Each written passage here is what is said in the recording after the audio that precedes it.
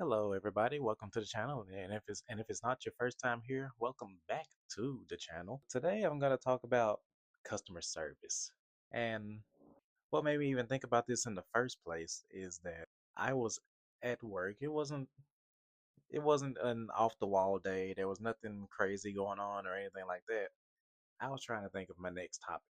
And lo and behold, while at work, I was just thinking like, man, customer service itself, for me at least, is like a social boot camp. And I compare it to boot camp because, boot camp it's intense and it's supposed to be draining and and comes with a tight schedule, right? And, by the time you're over it, I mean, I'm speaking like I've been at boot camp, but I haven't. But I know once you're over it or once you get through it, you're supposed to come out a lot tougher, a lot smarter, and the people around you are a more cohesive unit. And I can actually see that. I mean, as far as customer service in general for someone like me, like I wasn't completely a shy guy, but I'm a quiet individual.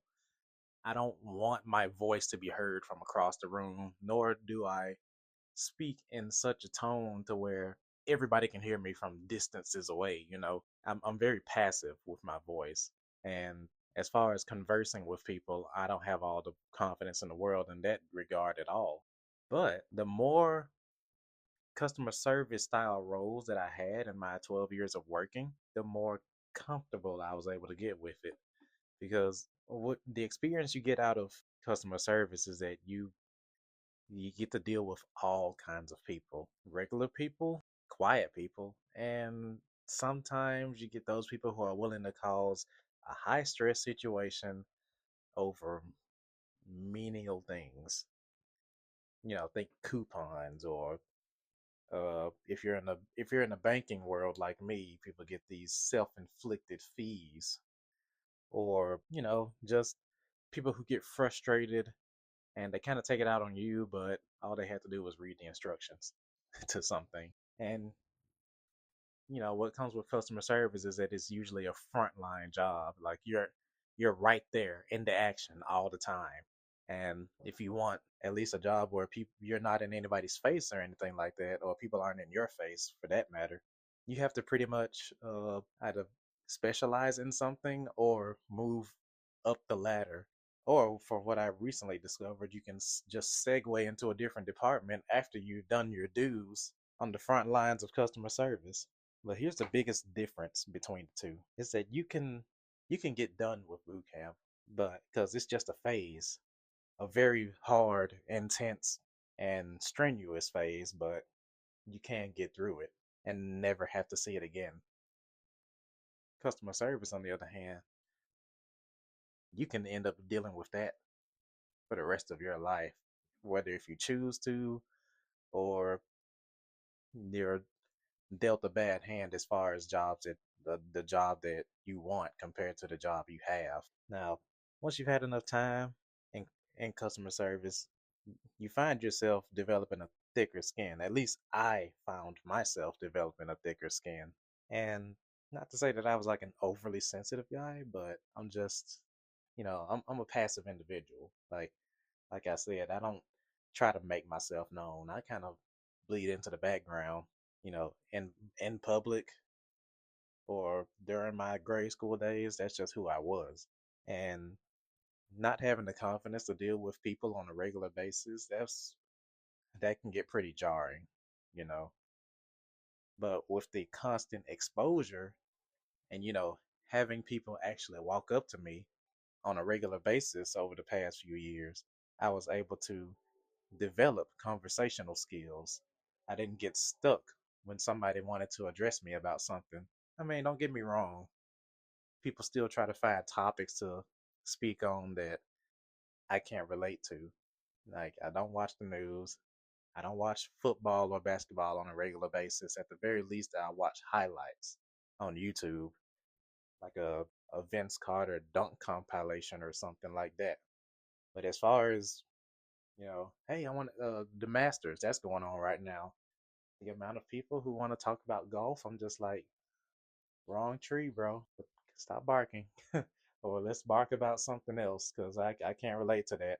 The only sport that I can relate to is wrestling, and nobody, as far as I can tell, nobody's talking about it like at all. Like if I wanted to carry on a conversation with a customer, we're either joking about adulting things like tasks around the house and such, or we're talking about wrestling, or we're talking about video games, or even better, we're talking about Dragon Ball. But judging by the demographic that I've seen from my bank in the past year, I'm not gonna get a random 50 to 70-year-old guy or woman to talk about Dragon Ball. That at the very least, they make conversation easy. Like they'll mention either my class ring or my wedding ring and be like, "That's beautiful." I'm like, "Yeah, thank you." And then I return the favor with my own compliment to them if they have anything worth of note. And but as far as trying to have a conversation with people, you know, that's just it. Now, on the flip side, where you're dealing with someone who is, I don't know, they were born on angry mode, or they seem to be spoiled as a child and it sadly stayed or stuck with them all the way into their retirement age. You dread seeing them, but that's where the thicker skin comes in, where it's like, okay, here's this person. Hey, how you doing? Blah blah blah.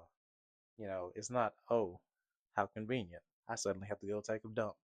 I'm gonna let the next person deal with you. Like you're not worried about trying to run from the situation because it's like, I'm brave enough to do this now, but God, it's a God. That doesn't mean I necessarily want to. But that shows progress. Where you would have shied away, where I would have shied away from this situation, I embrace it. Not begrudgingly still, but not as cowardly, and that's the biggest difference. So if you're currently at all how I used to be about myself when it came to feeling awkward about my own lack of social skills in a customer service environment, don't even worry about it too much. Those skills come with time. It takes time for it to develop. And by the time you realize that you're better, there's nothing to worry about anymore. If matter of fact, you feel like patting yourself on the back for doing such a good job of improving in something that you felt would not even you wouldn't be able to budge. And hey, that you can't take that away from yourself. It's a small achievement or it's a big achievement. It doesn't matter. A win is a win, right? So with that being said, thank you all for clicking the video. Leave a like if you want to, comment. Now, I feel like it's too early to ask for subscriptions. I'm still early in the game, but I'm hoping I was able to touch somebody's heart with this message, or at least give a laugh or two, or a nod of approval that I can't see. Anyway, I'm rambling. You guys have a good morning, good night, good day, and I'll catch you on the next one. See ya.